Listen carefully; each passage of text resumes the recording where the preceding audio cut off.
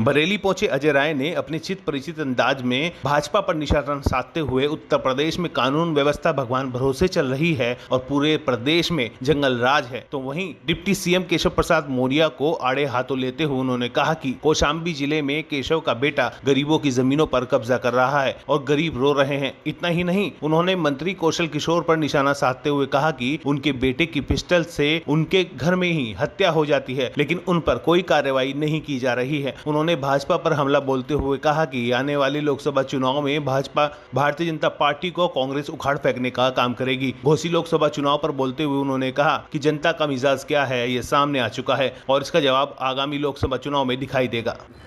2024 की हमारी रणनीति, हम लोग दिन रात पार्टी को मजबूत करने के लिए काम कर रहे हैं। अब हमारे एक बार आपने देखा मेरठ में भी हम 13 जिले के साथ कार्यकर्ताओं के साथ बैठे थे, ठीक उसी प्रकार बरेली के अंदर हम अपने जोन में हमारे प्रदेश राष्ट्रीय सचिव तौकीर भाई हैं, हमारे प्रदेश के संगठन सचिव अनिल जी हैं, पूरी टीम लेके हम लोग काम कर रहे हैं और निश्चित तौर से हम सब लोग कांग्रेस पार्टी को दिन रात मेहनत करके अपने कार्यकर्ताओं को पूरी ताकत ऊर्जा के साथ 24 की लड़ाई के लिए तैयार कर। केशव मौर्य अपने घर को पहले देखे ना, अब उनके घर का कौशाम्बी जनपद आप देखिए, उनके बेटे ज़मीन कब्जा कर रहे हैं, आपने देखा होगा। उनका बेटा जो है वो ज़मीन, गरीबों की ज़मीन कब्जा कर रहा है और वहाँ पर 3 लोगों की हत्या हो गई ज़मीन के विवाद में। 3 लोग मार दिए गए कौशाम्बी के अंदर, अनुसूचित जात के लोग।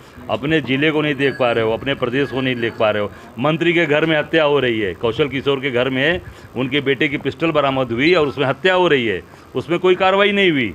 आप उठाकर देखिए, चारों तरफ माहौल बिगड़ा हुआ है और अब कानून व्यवस्था, जंगल राज कायम किए हो पूरी तरीके से, और आप कहते हो कि सरकार बनेगी। निश्चित तौर से उनको उखाड़ के उत्तर प्रदेश से फेंक देंगे हम लोग। अब वो उनको समझ में आएगा, उनका भी तो अभी लड़े हैं ना, घोसी में मिलकर लड़े हैं।